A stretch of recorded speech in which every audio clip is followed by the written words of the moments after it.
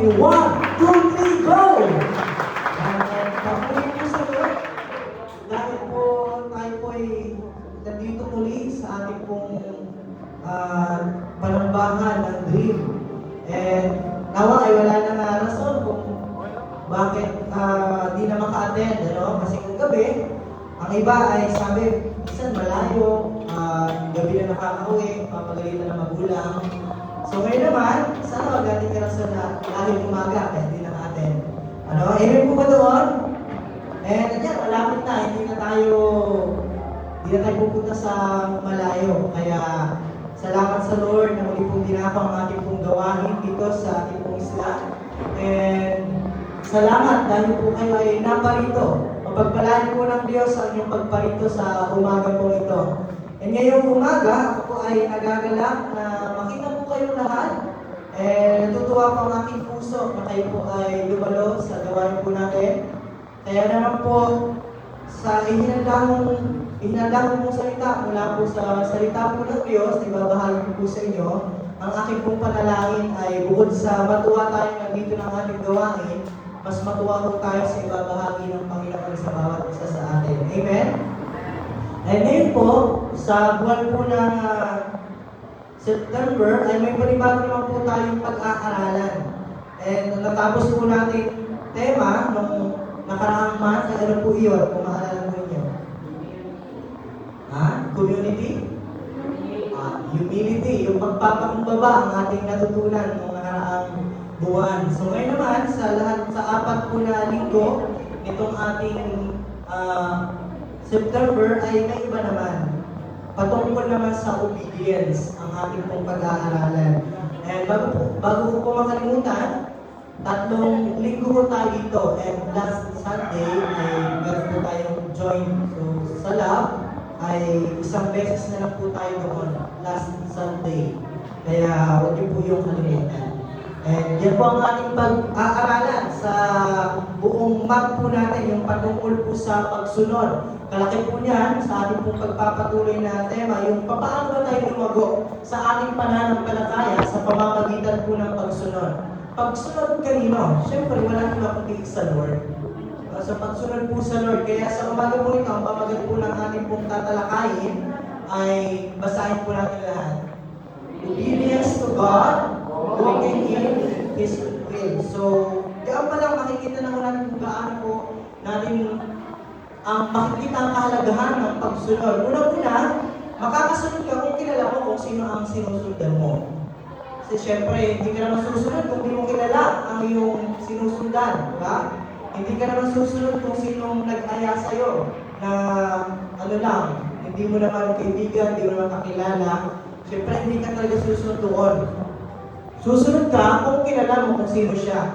And mas mahirap po sa atin na lakaran yung pagsunod pag hindi natin gusto ang sinusundan po natin. Makakasunod tayo pag gusto natin kung ano ang susundan natin at kung alam natin kung paano or saan tayo pupunta. Pero kung wala tayong alam, marahil na hindi tayo susunod. Kaya dito sa umaga po ito, babahagi ko po sa inyo ay kilalang tao po ito sa Biblia. Naniniwala ko ay minsan yun ang nabasa ang kanyang pong kwento. Walang iba kundi ang kwento po ni Abraham at ni Isaac. So, kaya naman, diyan sa inyong upuan, meron po niyang Bible. May Bible po diyan. Gagamitin po natin yung Biblia po natin. So, maaari po bang buksan ninyo ang mga Biblia sa Genesis chapter 22. Pinakaunang aklat po yan. Pinakaunang aklat ng ating pong Biblia. Medyo nasa harapan lang po siya. Chapter 22, verses 1 hanggang 14. Okay? Hindi mahaba-haba ang passage po natin. Chapter 22, verses 1 hanggang 14. Siyempre, sayang naman yung Biblia po natin na dyan kung di po natin bubuksan. Papahelp na lang po sa iba natin mga kapatid na di pa nila makahanap ng chapter 22. Nasa medyo malapit-lapit tayo sa unahan. Nandiyan na po ba? Nandiyan na, chapter 22 ng natin sa unang aklat ng Biblia po. Nandiyan na ho? Ayan. So, sige po.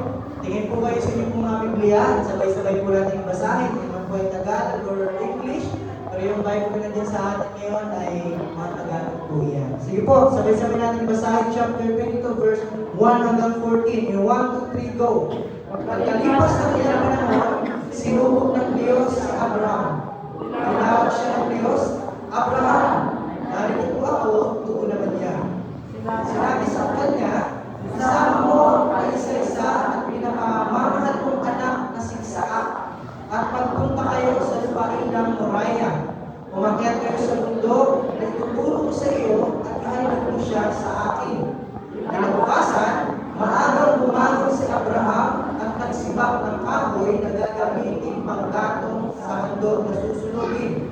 Hinatnan niya ang asno at umalis kasama si Isaac at ang dalawang aliting lalaki pumunta sa lugar na sinabi ng Diyos sa kanya.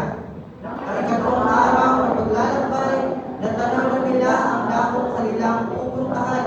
Kaya sinabi ni Abraham sa kanyang mga alipin, bantayan ninyo rito ang asno at kami na lamang ng bata ang aakyat sa bundok. Sasamba kami sa dako roon at babalikan namin kayo. Pinagpasan ni Abraham kay Isaac ang kahoy na panggatong, dala namin niya ang apoy at patalim at magkasama silang lumakad. Tinawag ni Isaac ang pansin ng kabag, Ama, ano iyon anak? Tugon ni Abraham. Mayroon tayong apoy at panggatong, ngunit nasaan ang lupang hinahandog? Tanong ni Isaac. Sumagot si Abraham, anak, ang Diyos ang magbibigay niyon, kaya nagpatuloy sila sa paglalakad. Sabi nila sa lugar, ituluro ng Diyos, gumawa ng altar si Abraham, inayos niya sa ibabaw nito ang panggatong at ihiniga si Isaac matapos gapusin. Nang saksakin niya ang bata, tinawag siya ng anghel ni Yahweh na mula sa langit. Ay sinabi, Abraham, Abraham, narito po ako, sagot ni Abraham. Sinabi ng anghel, huwag mong patayin ang bata, huwag mo siyang saktan, natitiyak mo yung handa kang sumunod sa Diyos, sapagkat hindi mo pinagkain sa kanya ang kahit sa isang anak. Pagkalingon niya, may nakita siyang isang lalaking tupa na ang mga sungay ay nakasamin sa mga sangang kahoy. Ito ang inuha ni Abraham at inandog sa halip na ang kanyang anak. Kaya sa lugar na iyon ay tinawag ni Abraham na si Yahweh ang nagkakaloob. At hanggang ngayon, sinabi ng mga tao sa bundok ni Yahweh ay may inulan. Amen. And pataas lang po ng kamay ng mga kabataan na ngayon lang nabasa ang kwentong ito. Ngayon lang nabasa. Okay, may yaman na lang mga ayan. God bless kasi nabasa nila ngayon. Naniniwala ko sa mga nakaalam naman ng mga kwentong ito ay may bagong mensahe ang Diyos sa atin sa araw po na ito. And itong kwentong ito, bago natin na isa-isa yung talakayin, alam naman po natin na si Abraham ay siyang ating ama ng ating pananampalataya. So, natawag po siyang ama ng pananampalataya sa lahat po ng mga tao sa ating pong Biblia sapagkat nakita po natin kung paano po siya sumunod sa Diyos. At yan po ang ating pagbubulay-bulayan. And minsan pa, para sa ngayon ay mas maunawaan po natin yung kwento, marahil lang ilan ay hindi po lubos na maunawaan sa isang basahan lang. Kaya babasahin ulit natin dito po sa ating screen. Sa English ulit at sa Tagalog. Ayan. Dito, in 1, 2, 3, go! Sometime later, God visited Abraham. He said to him, Abraham, here I am, he replied. Then God said, take your son, your only son, whom you love, Isaac, and go to the region of Moriah. Sacrifice him there as a burnt offering on a mountain I will show you. Early the next morning, Abraham got up and loaded his donkey. He took with him two of his servants and his son Isaac. When he had cut enough wood for the burnt offering, he set out for the place God had told him about. On the third day, Abraham looked up and saw the place in the distance. He said to his servants, "Stay here with a donkey while I and the boy go over there. We will worship and then we will come back to you." Abraham took the wood for the burnt offering and placed it on his son Isaac, and he himself carried the fire and the knife. As the two of them went on together, Isaac spoke up and said to his father Abraham, "Father." "Yes, my son," Abraham replied. "The fire and the wood are here." Isaac said, "But where is the lamb for the burnt offering?" Abraham answered, "God himself will provide the lamb for the burnt offering, my son." And the two of them went on together. When they reached the place God had told him about, Abraham built an altar there and arranged the wood on it.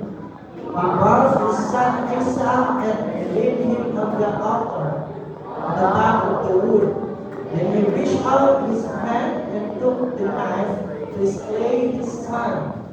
But the angel of the Lord called out to him from heaven, "Abraham, Abraham." "Here I am," replied. "Do not lay a hand on the boy," he said. "Do not do anything to him. Now I know that you fear God, because you have not withheld from me your son, your only son." Abraham looked up, and there had thicket he saw around, got by its horns. He went over and took the ram and sacrificed it as a burnt offering instead of his son. So Abraham called the place, "The Lord will provide." And to this day it is said, "On the mountain of the Lord it will be provided." Okay, sa Tagalog naman po, basahin ulit natin sa Tagalog. Ayan. 1, 2, 3, go. Pagkalipas ng ilang panahon, sinubok ng Diyos si Abraham. Tinawag siya ng Diyos, "Abraham." Narito po ako, tugulunan niya. Sinabi sa kanya, "Isama mo ang kaisa-isa, pinakamahal mong anak na si Isaac. At pupunta kayo sa lupain ng Moriah. Umakyat kayo sa bundok na ituturo ko sa inyo, at ihandog mo siya sa akin." Kinabukasan, maagang bumangon si Abraham at nagsibak ng kahoy na gagamitin panggatong sa handog na susunugin. Inihanda niya ang asno at umalis kasama si Isaac at ang dalawang alipin lalaki papunta sa lugar na sinabi ng Diyos sa kanya. May ikatlong araw ang paglalakbay na dalawa nila ang bagong kanilang pupuntahan. Kaya sinabi ni Abraham sa kanyang mga alipin, "Bantayan ninyo ito ang asno at kami na lamang ng bata ang aakyat sa bundok. Sasamba kami sa dahon at pagbigyan natin kayo." Pinapasan ni Abraham kay Isaac ang kahoy na paggatong, dala naman niya ang apoy at patalim at magkasama sila lumakad. Tinawag ni Isaac at pansin ng ama, "Ama, ano yung anak?" Tugon ni Abraham, "Mayroon na tayong apoy at paggatong, ngunit nasaan ang upang inahandog?" Tanong ni Isaac. Sumagot si Abraham, "Anak, ang Diyos ang magbibigay niyon." Kaya nagpatuloy sila sa paglalakad.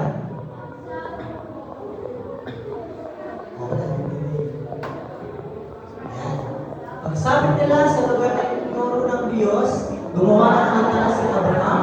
Inayos niya bago nito ang panggatong at hiniga si Isaac matapos gapusin. Nang sasakin niya ang bata, tinawag siya ng anghel ni Yahweh at mula sa langit ay sinabi, "Abraham, Abraham." Narito po ako sa loob ni Abraham. Sinabi ng anghel, "Huwag mong patayin ang bata, huwag mo siyang saktan. Nagtitiyak ko ngayong handa kang sumunod sa Diyos, sapagkat hindi mo ipinagkait sa kanya ang kahit sa isa mong anak." Pagkalingon niya, may nakita siyang isang lalaking tupa na ang mga sungay ay nakasabit sa mga sanga ng kahoy. Ito ang kinuha ni Abraham at inandog sa halip na ang kanyang anak. Kaya ang lugar na iyon ay tinawag ni Abraham na si Yahweh ang magkakaloob. At magpapanganak na ngayon, sinasabi ng mga tao, sa lugar ni Yahweh ay may namatayan. Amen.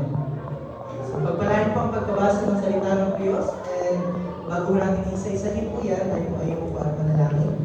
Aming amang dakilang at makapangyarihan, may-ari ng aming binabuhay, mabuti kailanman, hindi po kayo magbabago sa bawat isa, nananagili ang pagmamahal po inyo. Sa umaga po ito, lubos ang aming pagpapasalamat sa panibagong buhay, sa hiling na Lord, sa kalakasan, at lalong higit sa muling pagbabalik ng gawain po inyo sa ating mga kabataan dito po sa Isla Pitigman po, Panginoon. And ang aming pong mga awitin, pagbibigay ng pagpupuri, maging ngayon sa aming pong pag-aaral ng mga salita, tulungan niyo po kami, samahan niyo po kami, kayo po ang aming patuloy na maranasan, ang aming mapakinggan at pakilala sa araw po ito. At kayo ang Diyos, ang patuloy na maghayag kung sino po kayong Diyos sa ating mga buhay. Salamat po, mga dalangin sa pangalan ni Jesus. Amen. And muli po, isang magandang umaga po sa inyo lahat. Maaari po bang batiin niyo naman po ang inyong mga katabi ng isang magandang umaga? Maaari bang itinatang na sila? Kamusta rin po sila? And so, yung mga magaganda, mga pugi ang ating mga youth ngayon. Maganda pa yan sila sa umaga. And ngayon dito ho sa ating pag-aaral, matanong ko po sa inyo, na-experience nyo na po ba na utusan ng iyong mga magulang, ng iyong mga guro, o ng leaders ninyo, ng isang bagay na hindi nyo naman alam kung paano gawin? Inutusan kayo na hindi nyo naman nauunawaan kung ano ang kadahilanan. Diba? Kung kayo ay uutusan na hindi nyo naman alam kung anong gagawin, susunod po ba kayo? Siyempre hindi tayo susunod kasi anong sense? Nag-utos ka pa tapos di mo naman sinabi kung anong gagawin. Diba? Hindi mo naman sinabi kung ano ang pinaka-detalye kung saan kami, kung paano ka namin susundin. Diba? Hindi tayo susunod sa ganong paraan. Kaya sa mama mo, okay, bumili ka ng bigas doon, pero wala naman binigay ng pera. Susunod ka ba? Eh, syempre hindi. Paano ka bibili? Wala naman binigay na pera. O kumain ka doon sa kusina, pero wala naman sinain. Wala naman bigas. Pero kakain. Susunod ka ba doon? O, ikaw na, pumasok ka. Pero wala naman support. Hindi ka naman bibigyan ng masahin. Pumasok ka ba? Hindi ka mapasok. Ito ng baon, di ba? Kaya naman, dito sa sitwasyon po ni Abraham, ay makikita ko natin kung paano sinabihan siya ni Lord ng isang bagay na mahirap po patungkol po sa kanyang sarili. Pero titignan po natin mamaya, dito po sa ating pong Biblia, na napaka-klaro na makikita po natin na ang pananampalataya at ang pagsunod ay hindi po natin yan naiwawala. Kung meron pong pananampalataya, susunod dapat yung pagsunod. Kung kilala mo, ang nag-utos sa'yo, susunod ka. Kasi, sabi nga natin kanina, hindi ka susunod sa isang utos kung hindi mo kilala kung sino ang nag-utos sa'yo. At di ka susunod bukod sa di mo kilala, di mo naman alam kung ano ang layunin ng kanyang pinapagawa. Pero dito, makikita natin ang uri ng pananampalataya ay laging nag-produce po ng pagsunod.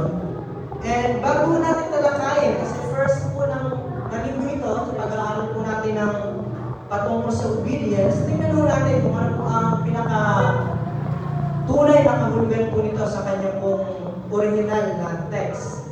So again, ano nga po ang original na text pag Old Testament? May nakakaalala po ba? Pag Old Testament, ang original na text po dyan, hindi po Tagalog, hindi English, kundi Hebrew. And sa New Testament naman, Greek. So tandaan po niyan. Titignan natin ano ba ang kahulugan niyan sa Hebrew. Sa Old Testament na sign, Shama, ang ibig sabihin ng salita ito. Yan, Shama. Na ang ibig sabihin ng Shama sa English ay ito. Basahin po natin ang kahulugan ng Shama. To hear, and listen, pay attention, and respond. So dyan, sa ating aklan, sa ating Old Testament, ang obedience o Shama nito ay hindi lang din about sa napakinggan mo, kundi yung napakinggan at susunod ka sa kung ano ang napakinggan mo. Yan ang ating pong tatalakayin. And tingnan din po natin sa ating pong Greek word kung ano po ang ibig sabihin nito sa Greek word, itong salitang obedience. Ayan. Hopako, ang ibig sabihin niya sa Greek word na galing sa salitang hupo, na ang ibig sabihin niya ay alter. Ako, na ang ibig sabihin ay makinig.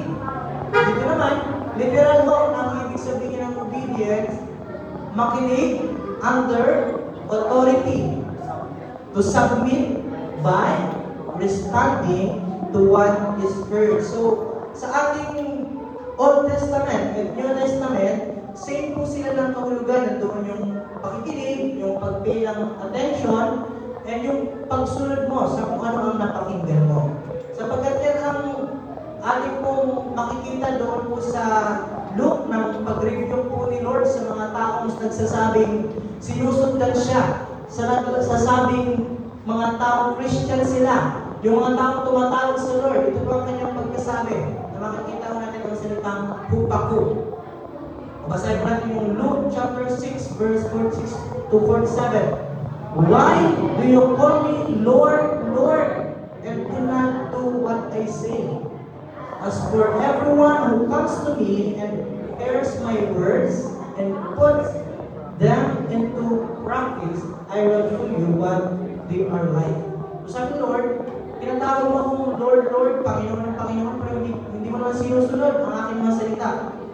Kaya walang kwenta yun. Sabi ni Lord, hindi ganoon ang totoong tagasunod. Kung sino nakapakinig, kung anong sinabi ko, dapat susundin mo. Kaya naman, makikita natin dyan na obedience, basahin po natin lahat. It's more than compliance. It is trusting, surrender to God's command because we believe He is wise and good. And yan ang ating titingnan sa umaga po ito, sa buhay po ni Abraham at sa anak na yung si Isaac, na hindi lang siya sumunod na merong napipilitan lang siya. Kundi nandun ang kanyang pagsunod dahil nandun po ang kanyang lubos na pagtitiwala sa Lord. Kaya ho, ang ating pong point number 1 sa umaga po ito, makikita mo natin sa verse 1 and 2 natin, obedience begins with listening to God. Ang pagsunod ay nagsisimula daw yan sa pakikinig sa boses o sa salita mo ng Diyos, sa sinasabi mo ng Diyos. Ngayon, yan ang ating makikita kung paano si Abraham ay tinawag ng Diyos. Diyan sa ating verse 1 and 2. Sabi niya, sometime later, God tested Abraham and He said to him, Abraham. Maliwanag kung sino pa ang tumawag kay Abraham, walang iba kundi si Lord. So, sa English, nabasa natin, basahin natin sa Pinoy version. Yan. Ito sa Pinoy version. 1, 2, 3, 4. After na ng panahon, dines ng Diyos si Abraham. Tinawag siya ng Diyos, Abraham. Sumagot naman siya, nandito po ako, ano po yun? Sinabi ng Diyos, isama mo ang anak mo, ang kaisa-isa mong anak na si Isaac, na mahal mo, at pumunta kayo sa lupain ng Moriah. Ialay mo siya sa akin bilang sacrifice doon sa mundo na ipapakita ko sa iyo. So diyan maliwanag kung sino ang nagsasalita, walang iba kundi si Lord. And para mas ma-appreciate natin ang verse mo nito, tingnan mo natin yung kaunting background sa life ni Abraham. Sabi po dito, si Abraham ay nandun po sa Canaan. Yung Canaan, alam po natin na yan yung lugar na pinangako ng Diyos sa mga Israelita nung sila po inilabas sa Ehipto. Doon sila pinapunta, lugar na mayaman, lugar na puno ng mga pagkain po nila. So, sa lugar na ito, itong kaganapan na nasa Kanaan po pala sila. Sinubukan ng Diyos ang pananampalataya ni Abraham sa pamamagitan ng pagtanong, Abraham, ibigay mo ang iyong anak.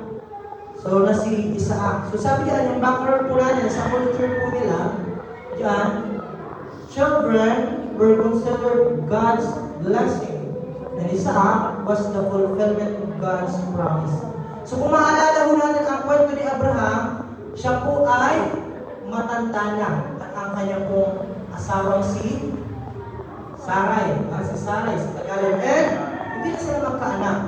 Pero ngayon, sinabihan sila ng Lord, nung ang anghel ng Lord ay pumunta, na makakaanak pa daw si Sarai. So, sabi nga sa atin na si Sarai natawa kasi sino ba naman maniniwala na makakaanak pa yung lola na at lolo na. Pero, pinupad ni Lord yan pagdating mo dito sa ating kung binabasa ang kwento, nagkaanak po sila sa madaling salita. At ang naging anak po nila ay si Isaac. So, ibig sabihin, answered prayer po yan si Isaac ni Abraham.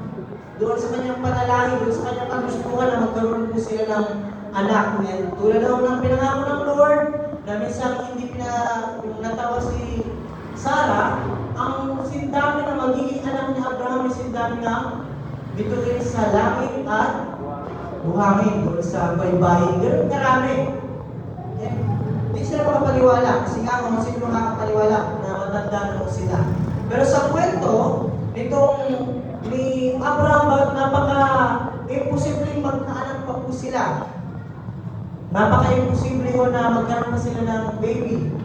Pero yan, natupad. And ngayon natupad, tapos pinapabalik ni Lord, hinihinulit ni Lord. Inutusan si Abraham na ibigay mo si Isaac sa akin. Kung iisipin mo natin, tingnan po natin itong kwento niya. Lord, anong klaseng Diyos ka? Binigay mo tapos babawiin mo naman. Ha? Ikaw ang nagbigay, answer prayer ko Lord, tapos ngayon, pinukuha mo ulit sa akin. Anong klaseng Diyos ka ba? Kaya naman, diyan sa ating obedience na nag-aaralan, makikita mo natin na totoo itong meaning ng obedience sa buhay po ni Abraham. Bakit? Nakinig siya sa Lord. Nung tinawag siya, Abraham! Sumagot siya, Lord, nandito ba ako? Ano po yun? Sabi natin po na yung version. Nag-pay attention po siya, nakinig siya. Eh, hindi lang natutukan sa nakinig lang siya. Sinunod niya po yun, nagkaroon po siya ng respond sa kanya pong napakinggan. Hindi sinabi ni Abraham na, Lord, wait lang! Wait lang, Lord.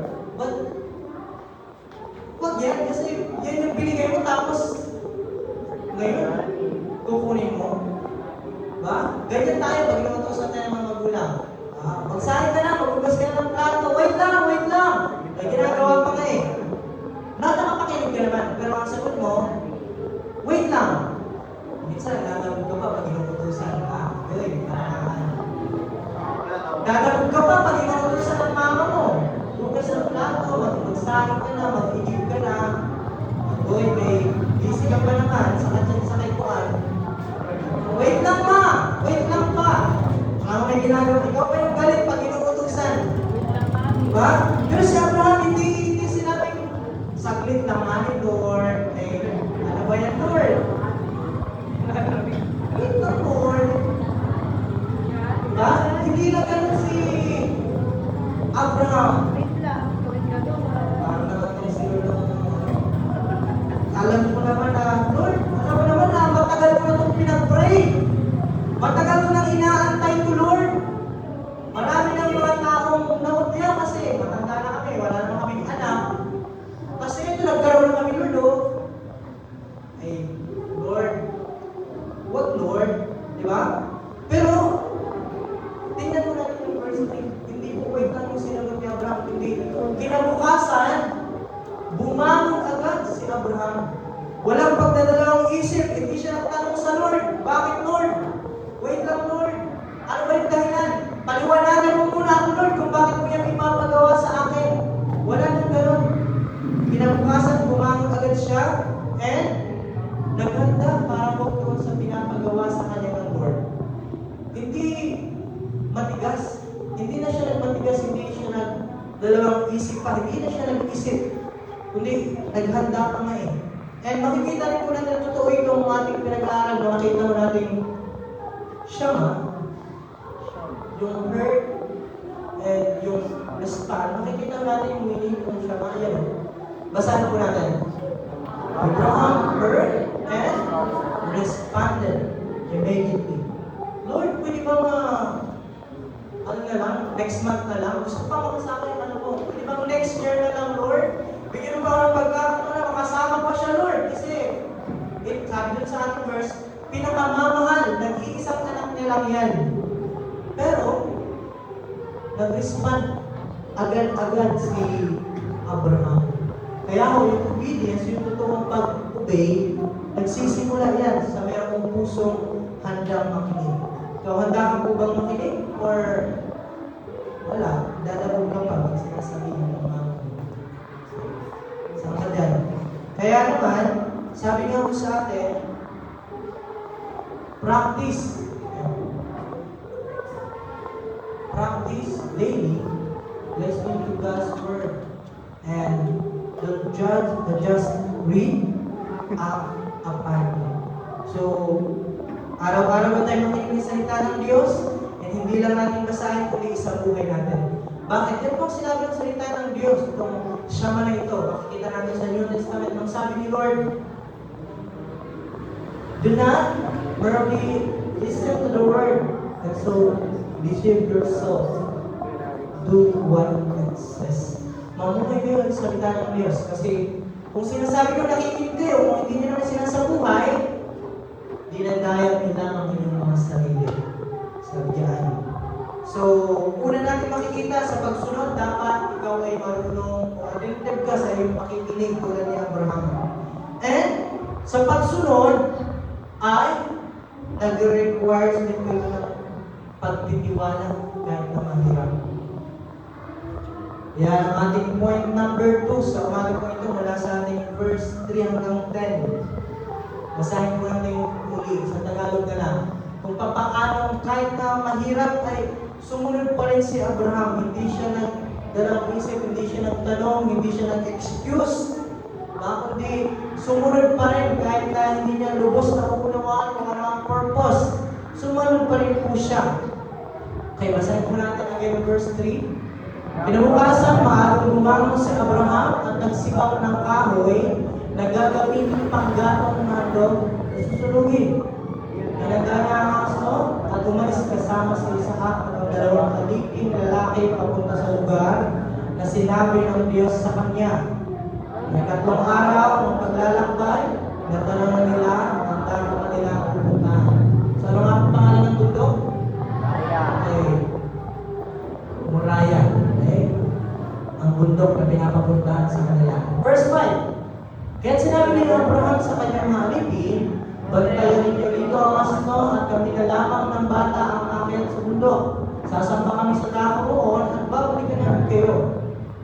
Pinapasan ni Abraham kay Isaac ang kahoy na panggatong, dala naman niya ang apoy at patalim at magkasama silang lumakad. Tinawag ni Isaac naman ng ama. Ama! Ano iyon, anak ni Abraham? Meron na tayong apoy, gatong, ngunit nasa ang itong panghihandog? Tanong ni Isaac. Sumagot si Abraham, anak, ang Diyos ang magbibigay niyo. Kaya nagpatuloy sila sa paglalakad. Verse 9 and 10. Sabi na sa lugar na tinuro ng Diyos, gumawa ng altar si Abraham. Inayos niya sa ibabaw nitong paggatong at inigas ni Isaac. Matapos gawin at ang sasakin niya ng bata. So, yan ang ating verse 8. Sabi kung papaano si Lord ay si Abraham ay sumunod sa sinasabi ng Lord agad-agad. And bakit pa natin sinasabi, bakit mahirap para kay Abraham? Bakit mahirap para kay Abraham yung bagay na ito? Kasi again, kung babalikan natin yung verse 2, sabi diyan, mahirap. Kasi yun lang ang meron siya. Nag-iisang anak lang. At mahal na mahal niyang anak. Tapos sasabihin, i-allow siya bilang sacrifice. Mahirap po ba yan? Hindi. Mahirap. Mahal na mahal na yan. And yan lang ang meron siya. Yan lang ang kayamanan na meron siya ngayon. Pero, pinapabigay ni Lord. Pinapa-sacrifice ni Lord. Ngayon, ang tanong sa atin sa umagang to, ano bang meron ka na pinapasuko sa iyo ni Lord? Diba? Kasi kung ako si Abraham, hindi ako susunod. Baka mapakanta na lang tayo. Huwag mo na ang lahat sa akin. Huwag mo lang ang mahal.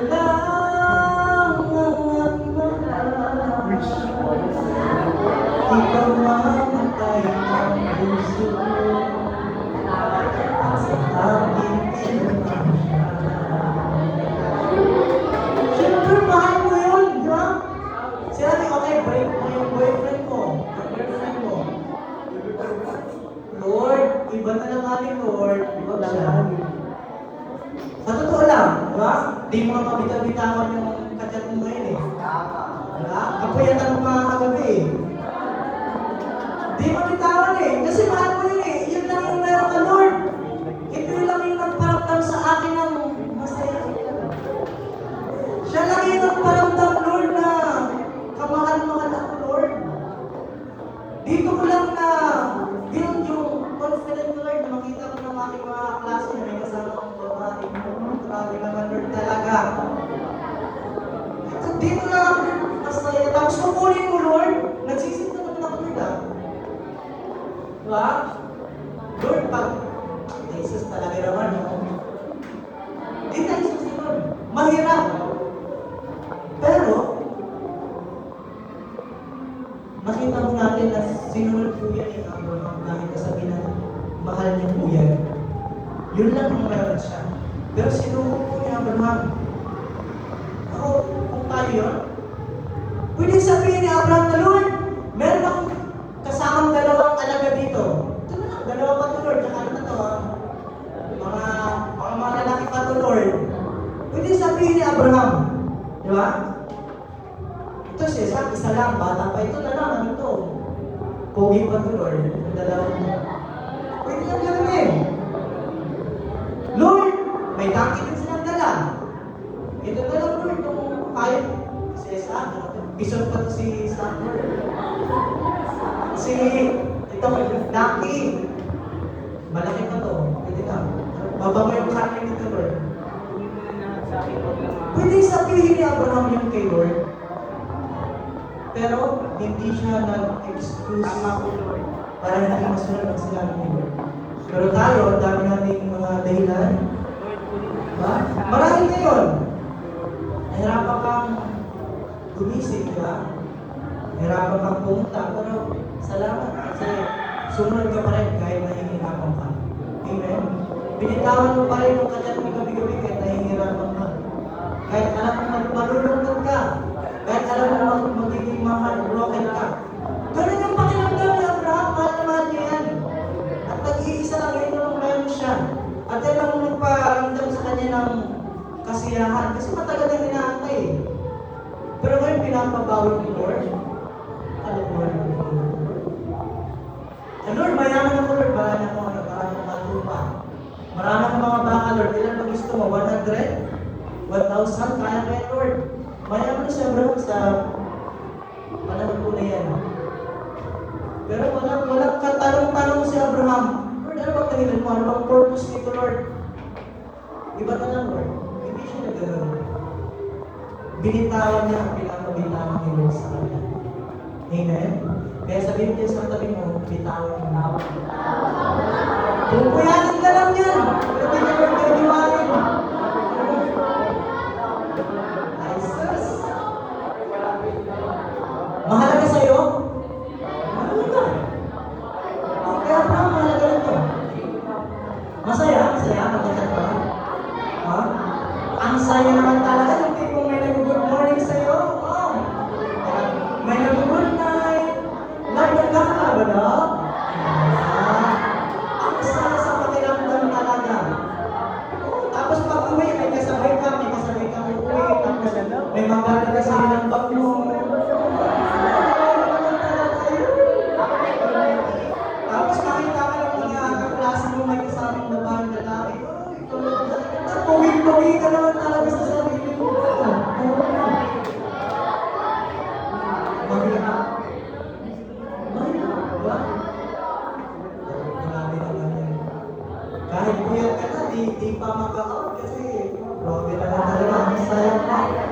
Di pa inaantok kasi kachat pa kita o grabe naman talaga yan. Mahirap bitawan pag ganun. Ha? Mahirap bitawan. Pero, si Abraham, binitawan ko. And dito sa context nila, para mas ma-appreciate ko lang itong verse nito, uso po sa kanila yung mag-alay ko ng anak. Yung mga pagan, yung mga naniniwala sa mga Diyos-Diyosa, para mabilis sila, hinahanap nila yung anak mismo nila, yung pangalan nilang anak, kasi mga pangalan nito. Pangalan ito eh. Ihahandog tayo doon sa susunogin tayo, papaya ba kayo? Pero yun yung ginagawa ng mga pagan. Mga naniniwasa para magpalain sila sa kasunod nilang mga anak. Kawawa ng mga panganay, susunogin lang. Yan ang common po sa kanilang ginagawa ng panahon po nila. Pero dito na sa kay Abraham, ito si Lord, hindi naman para pakitusunogin ito si Isaac, kundi pakita itong kaibahan sa kay Abraham na lumabas ng obedience is rooted in trust. Paano natin makikita si Abraham ay titiwala sa Lord? Kasi bukod sa kanya kung sinunod agad, ito ang mapansin natin sa kanyang mga salitaan.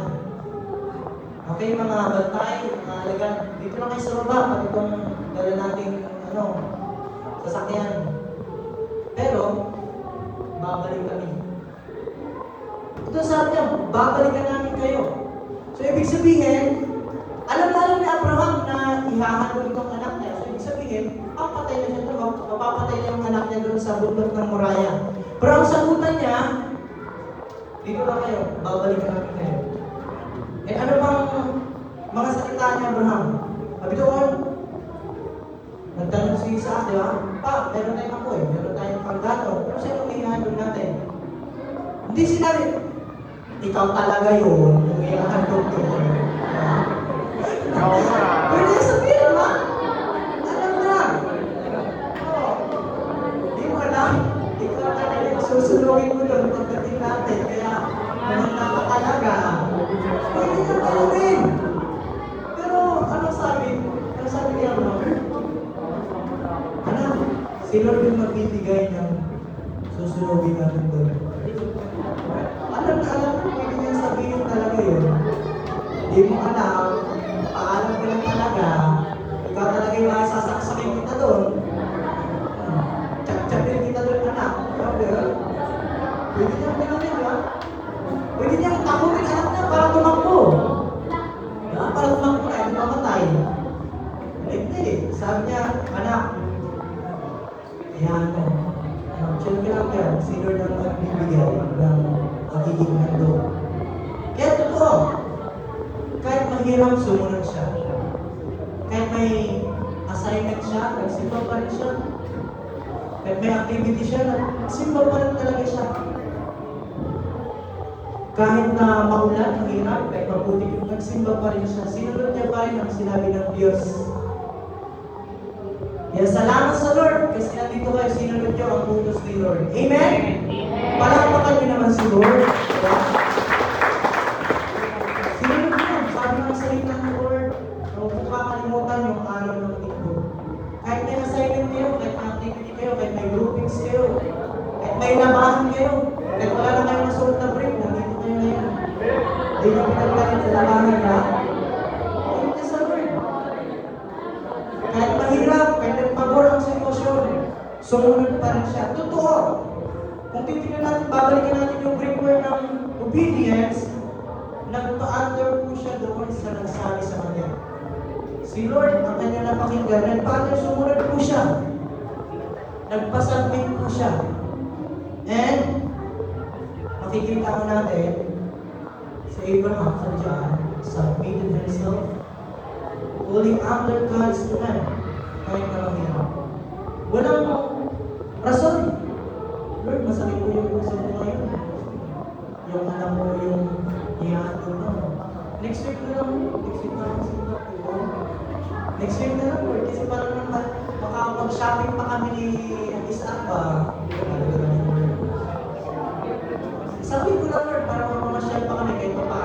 lulubos-lubosin, para kakain pa kami ng lahat, kung gusto kami kainin, yung lechon Lord, papakainin ko muna siya ng mga lechon na gusto niya, lechonan ko siya ng baka Lord, bago patayin. Pwede niya gawin si Lord, pero hindi talaga ganun yun. Sumunod agad siya, di ba? Nagpa-under siya sa sinabi ng kahit mahirap. Ngayon, isang encouragement sa bawat isa po sa atin, na kahit nahihirapan tayo, sumunod tayo sa Lord. Huwag tayo magdahilan, lahat na ng sakit, nararamdaman mo na. Diba? May gala, may labahan, may assignment, walang barking sa bahay, walang bago, ganun pa rin. Diba? Sakit ng ipin, sakit ng ulo, puyat, nakatok pa, agoy. Lahat ka na dahilan. Pero siya wala. Sinunod niya, nagpa-under siya sa kanyang napakinggan. Kaya ako, basahin ko natin to. Obedience is first because wisdom about our own feelings, comfort, and satisfaction. Sabi nga ko natin, puro malulugmok yung buhay ni Abraham. Baka maramdaman niya, nasabi niya, para siyang sinakuban ang langit at lupa. Kukunin yung anak niya. Diba? Satisfied na siya doon, nagkahanap siya kahit matanda pa rin. Comfort. Pero kahit na masabi sa akin kung kanyang nararamdaman, yung comfort na meron siya, masatisfy ang kanyang kagustuhan, hindi siya nag-excuse kay Lord. Tulad na sinabi natin, hindi siya mag-excuse, Lord, marami akong halagan, ilang mag-excuse 10 yung susunod mo mga halagan ko, Lord. Baka, ilang pang baka gusto mo, Lord? 100, kaya mo, Lord. Mga tupa, 1,000, kaya mo, Lord. Sunugin mo lahat yan. Huwag lang kong anak. Pero binigay ni Lord, nagtitiwala siya na yun. Kaya sa pagdalang sa aking point number 2, isang pagpapaalala ko sa atin na ang tunay na pagsunod kayo may kalakip na sakripisyo at pagsunod. Hindi ka makakasunod kung hanggang ngayon ang kasalanan na ginagawa mo na hindi mo pa rin sinusuko kay Lord. Hindi tayo tunay na makasunod kay Lord kung yung pinapabitawan sa iyo, takuan yan, bagay man yan, nakasanayan mo man yan, kung diyan ka man satisfied. Pero, hindi naman yan yung gusto ni Lord para sa iyo. Hindi tayo tutulong sumusunod. Hindi rin natin pwedeng i-excuse na, Lord, marami akong sinunod, ito lang yung huwag mong galawin. Kasi sabi ng ating pag-aaral ng ating Biblia, na kahit na ang siyang sinunod mo, at isa hindi ka sumunod, kinukonsider ka pa rin na parang hindi ka sumunod isa lang. Kaya gusto ni Lord, 100% na pagsunod. Walang alinlangan, walang tanong-tanong, wala nang mga kadahilanan pa. Kahit assignment mo pa yan, kahit activity mo pa yan, kahit groupings mo pa yan, huwag mo idahilan yan kay Lord. Amen? Labahan mo, huwag mo idahilan yan. May pagtul ka pagpapalit mo kay Lord talaga. Huwag ganun. Ha? May oras ka pa naman, mamaya, o hanggang, mamaya, 12 hanggang 12 midnight, maglaba ka dyan, lahat sa buhay mo. Ha? Pero yung para kay Lord, sundin natin. At kung ano man ang mga bagay na pinapasuko sa atin ni Lord, ngayong umagay muli ay pinapaalala sa atin ni Lord na isuko natin sa Kanya. Kaya ating point number 3, kung tayo ay meron pagsunod kay Lord, meron tayong buong puso, makikinig tayo, sumusunod tayo, i-apply natin ang sinasabi ni Lord. Alam nyo, susunod ang pagpapala, kahit di natin ipilit. Susunod ang pagpapala, kahit di natin ipilit. Pero minsan, baliktad ang ating ginagawa. Mas hinahanap natin yung pagpapala kaysa sa nagpapala. Pero ito totoo sa buhay ni Abraham.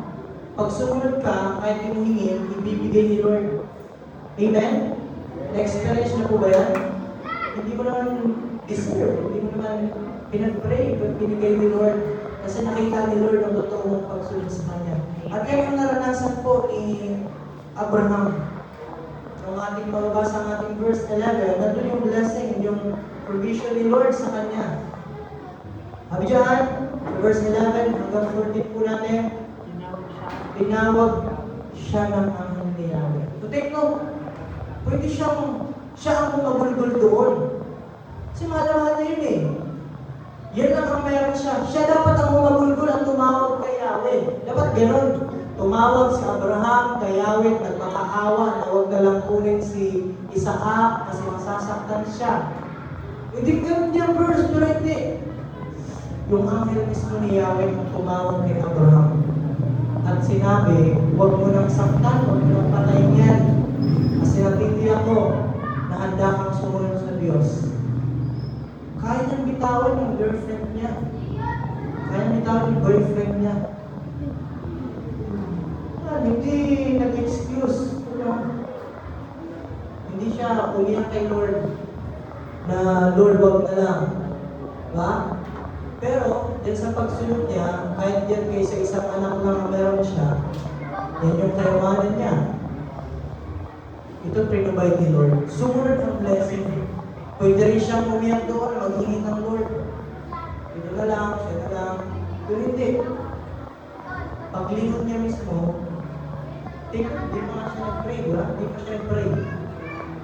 Paglingon niya bigla, meron siya nakitang tupa. Yan, nakasabit doon sa kahoy, sungay. Yun ang kinuha ni Abraham. At yun ang hinandog sa harap ng kanyang anak. Sumunod ang pagpapala kasi nandun yung pagsunod sa Lord. Kaya nga ako, yung bundok na yun, tinawag na diyan, si Yahweh ang nagkakaroon. Sa Hebrew word, yung Jehovah Jireh.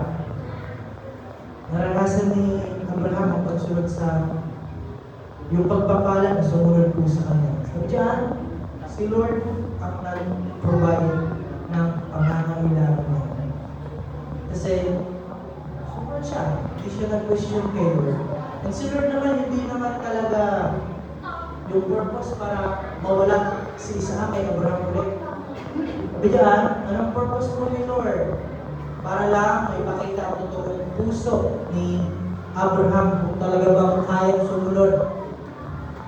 Kaya sabi diyan, dahil sa pagsunod ni Abraham, naranasan niya ang pagpapala na hinanda sa kanya ni Lord. And, nakikita natin sa buong buhay ni Abraham, dumami ka ang kanyang anak. Tulad ng bituin sa langit at buhangin sa kanila. Kaya, kung gusto natin ang pagpapala ng Lord na kahit hindi natin ipilit ay susunod sa atin, sabi diyan, basahin natin ang malakas.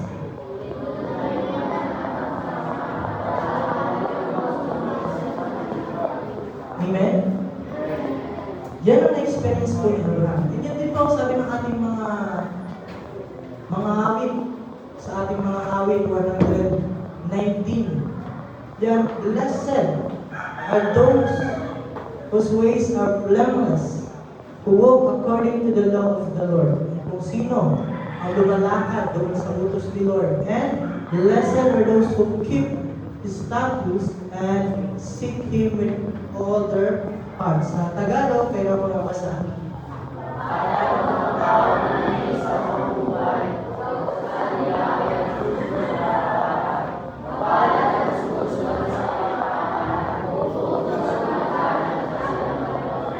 Mapalan ang mga taong sumusunod. Yan ang sinasabi ng ating pong Biblia. Tulad ng pinakita rin ko quote tapos ng Quran na siya, speaker siya doon sa Abu Dhabi. So ito ang kanyang sinabi. Namisa siyang nag-speak. The greatest doors will open when we become obedient to the voice of God.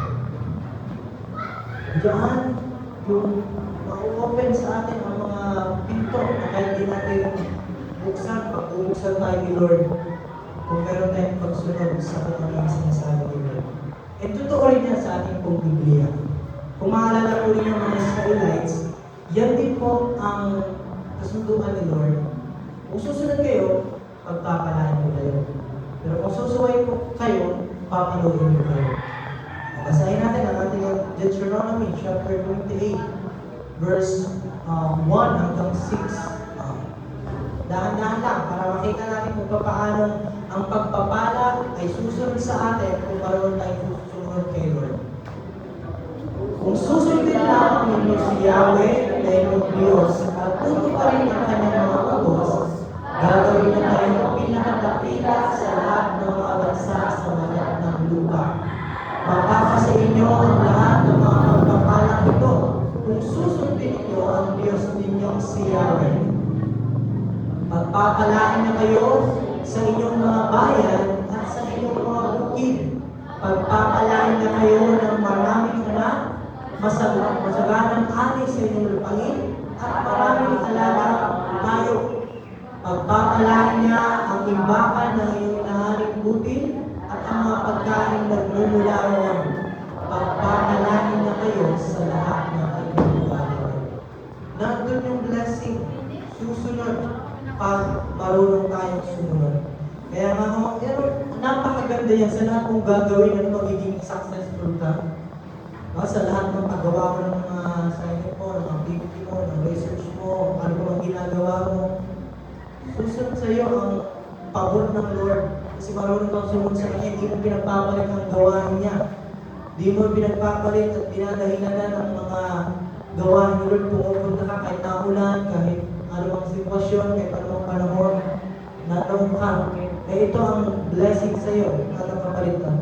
Kaya nga ho, sabi ni C.S. Lewis, obedience is the road to freedom.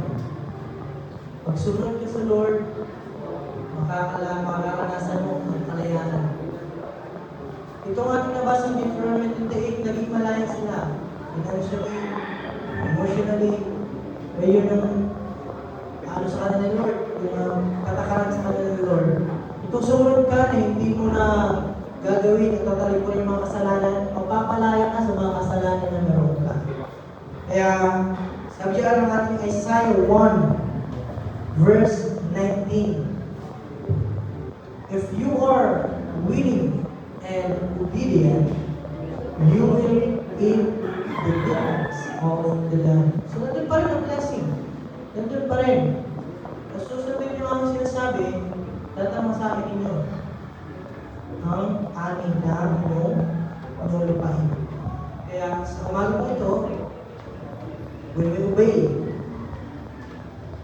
we experience God's blessing. Marahil nahihirapan ka ngayon, marahil nagtitiis ka ngayon, marahil nalulungkot ka ngayon, kasi hindi ka marunong sumunod kay Lord. Inuuna mo lang ang gusto mo. Inuuna mo lang ang sarili mo. Pero ngayon, sabihin mo sa katabi mo, tara na sumunod na tayo sa Lord. Huwag kang magdahilan. Huwag kang magbanggit na kung anong sakit-sakit. Huwag kang magsabi ng next week na lang. Next week ay matay ka na pala. Goodbye na. Hindi ka na alam ang buhay. Next week na lang ay hindi ka magsimba. Sagasaan ka tuloy. Hindi ka tuloy na magsimba. Nawag mo na. Pero anong sinasabi natin? Huwag na natin ipagpabukas pa ang pagsunod kay Lord. Kasi hindi natin alam kung bukas buhay mo ba tayo. Hindi natin sure kung bukas malakas mo ba tayo. Ha? Kaya naman, ito rin ang blessing. Tanda natin, yung blessing din, maraming masabi mo, sumusunod naman po, hindi siya naman lagi, pero bakit wala namang pera? Pero tatandaan po natin, ang blessing, usapang blessing po dito, hindi lang about sa pera, kundi ang blessing ay hindi lang nakasukat, kundi yung magkaroon ka ng kapayapaan. Yung magkaroon ka ng kapayapaan sa puso mo, yung hindi ka nababalisa sa mga assignment mo, sa mga sinasabi sa mga magulang mo patungkol sa pag-aaral mo, sa future mo. Ang sarap ng mga kapayapaan. Lakas ng guidance ni Lord. Baka kahit naman sabihin sa'yo ng ibang tao, may peace ka pa rin sa heart mo. Yun ang dalas na pagpapala sa pagdating ng kapayapaan, yung kalakasan, hindi natin magigilin ng kahit na isang sakong pera. Ngayong iba, mayayaman sila, pero may sakit naman. Kaya ang tunay na blessing na galing kay Lord, hindi lang siya usapin sa pera.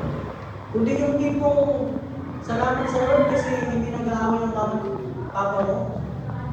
Blessing yan. Amen? Kung hindi mo naririnig na nagbabangayan sila dahil sa utang, dahil walang pera, blessing yan. Na kahit walang pera, magkakasama kayong lahat. Yung iba dyan, marami ng pera pero wala namang asawa. Wala namang anak. Ba? Pero tayo, magpapala yun na makasama mo yung mga sa buhay araw-araw, yung walang sakit, wala yung nararamdaman. Yun ang pagpapala na tinatamasan natin. Alam niyo ba, itong kwento ni Abraham, na malapit ang tapos. Alam niyo po, itong kwento ni Abraham, hindi lang ito first time na inutusan siya ni Lord nang hindi niya alam ang purpose. Kasi una pa lang, kung babalikan natin ang kwento ni Abraham, nung tinawag siya ni Lord sa Genesis chapter 12, take note, ito ang sabi sa kanya ni Lord. The Lord had said to Abraham, so Abraham pa lang yung pangalan niya, hindi pa Abraham kasi hindi pa siya ng father ng lahat. So, go from your country, your people, and your father's household to the land I will show you. I will make you into a great nation, and I will bless you. I will make your name great, and you will be a blessing. Inutusan si Abraham na pumunta ka sa lugar na to. Hindi na alam kung sa lugar na yun. Iwanan mo yung lugar mo, iwanan mo yung mga kapitbahay mo, iwanan mo yung mga kamag-anak mo. Eh sabi, at pumunta ka doon sa sasabihin mong lugar. At sa pwede ulit sabihin ni Abraham, pwede ulit siya mag-excuse, Lord. Hindi ko naman alam doon, paano ako pupunta, hindi ko alam kung saan ba yung banda. Paano yun? Iiwanan ng mama ko, iiwanan ng papa ko, masaya kami dito doon. Kung may family kami doon. Dito ako sanay, Lord, sa lugar namin. Pupunta ako doon hindi ko naman alam mga salita nila doon, Lord. Hindi ko alam yung ano bang mayroon doon. Pero, sumunod si Abraham. Wala siyang tanong-tanong. Kaya natin yung pagpapala din, again, sumunod itong pangako sa kanya ng Lord. Pagpapala kita, magiging blessing ka para sa iba. Kaya, sa ating Biblia, walang ibang hamon sa atin kundi ang sumunod tayo sa Lord. Alam niyo ba, kilala niyo ba kung sino ang pinakamayaman at pinakamatalino tao sa ating Biblia? Si Solomon. Pero alam niyo po kung anong naging conclusion niya nang ma-experience niya ang maraming asawa, maraming daming chicks. Tapos mapera, matalino. Pero alam niyo po ang conclusion niya kahit gano'n ang kanyang katayuan? Pwede niya sanang sabihin, okay guys, huwag na kayong sumunod sa Lord, mag-asawa kayo ng maraming babae. Tapos, ayan, magpakatalino kayo. Pero ang conclusion niya ito, sabi niya, kahit gano'n ang kanyang katayuan, sa Ecclesiastes 12, anong sabi niya? Huwag niyong hangarin yung yaman. Mawawala yan. Dali na. Wala yan. Pero anong sabi niya sa conclusion niya ng kanyang experience, matakot kayo sa Diyos, sundin mo kayo mga Diyos. Kaya sinabi niya, wala pwede siyang magmayabang. Okay, conclusion ko sa lahat ng aking experience, talagang ang sarap pag meron madaming chicks. Pwede niya sabihin ganun. Ang saya pag dami kong kachat gabi-gabi ba? Wala nang tulog ka-chat mga babes ko. Pwede niya sabihin ganun. Ikaw ba naman, 1,000 lahat ng babae mo. 1,000 yung babae ni Solomon. Diba, meron siya asawa. Ilang asawa niya? 700 na asawa niya. Yung kabit ilan? Kalikan ko rin. Kalikan yung kabit na. Grabe. Kaya, isang gabi, ilan kaya? Ang gabi niya. Pero, sabi niya, walang saysay ang lahat ng yun, guys.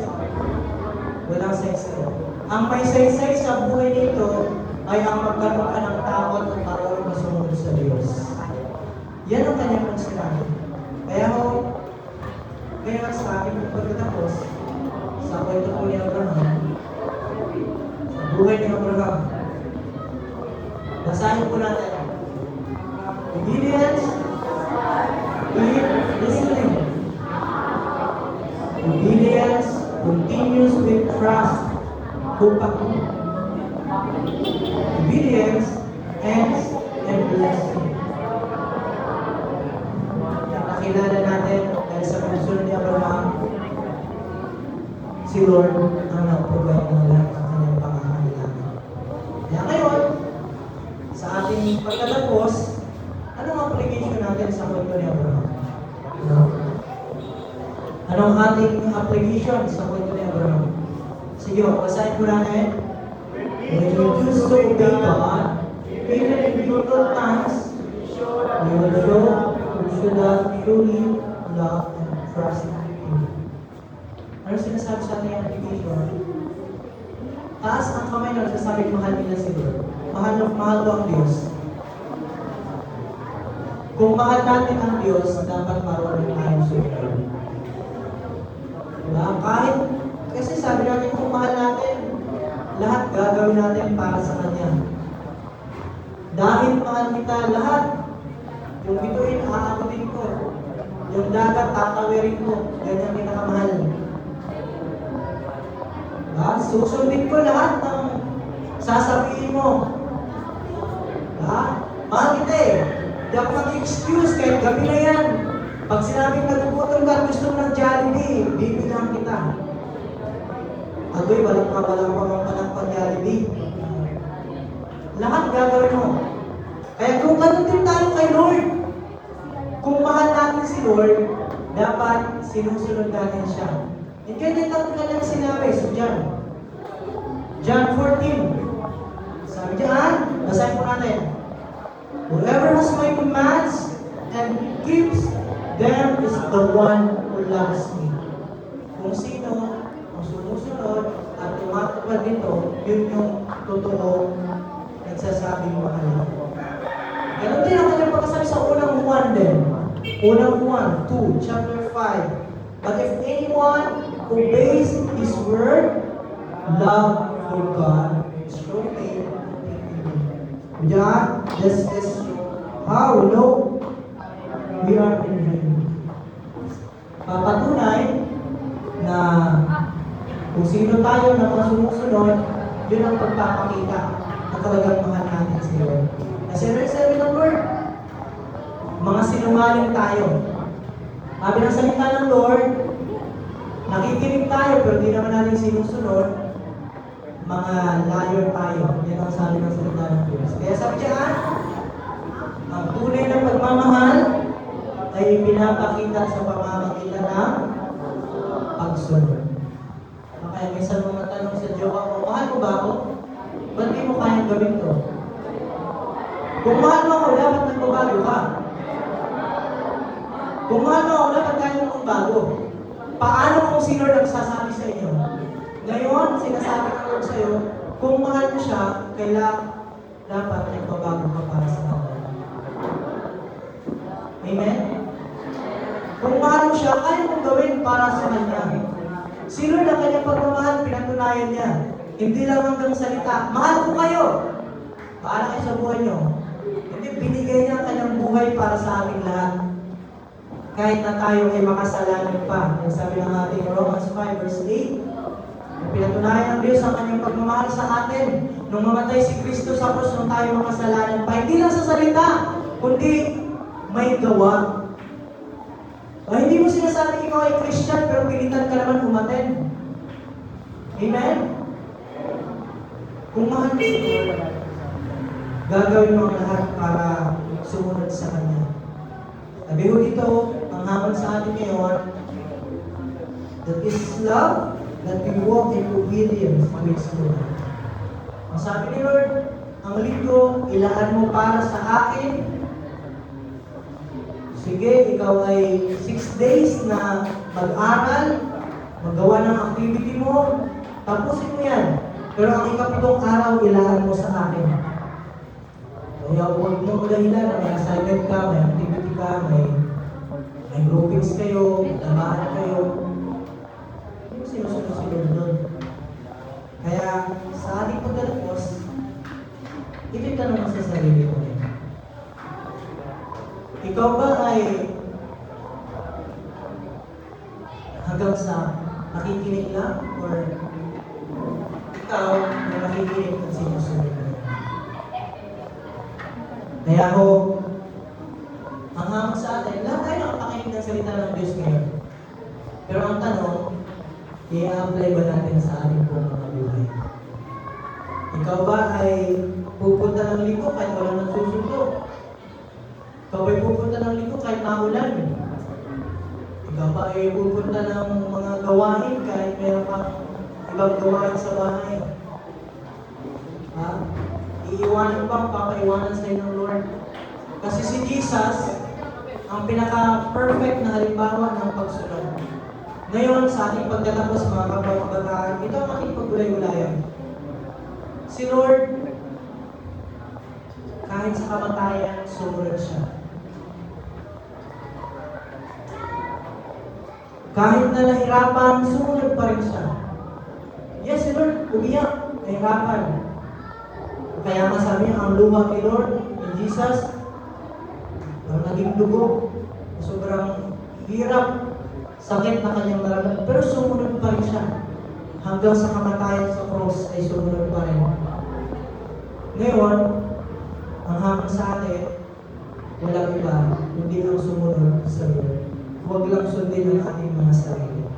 Kasi sabi nga ng salita ng Diyos, kung makikinig lang tayo, hindi naman natin ito ginagawa, niloloko lang natin ang ating mga sarili.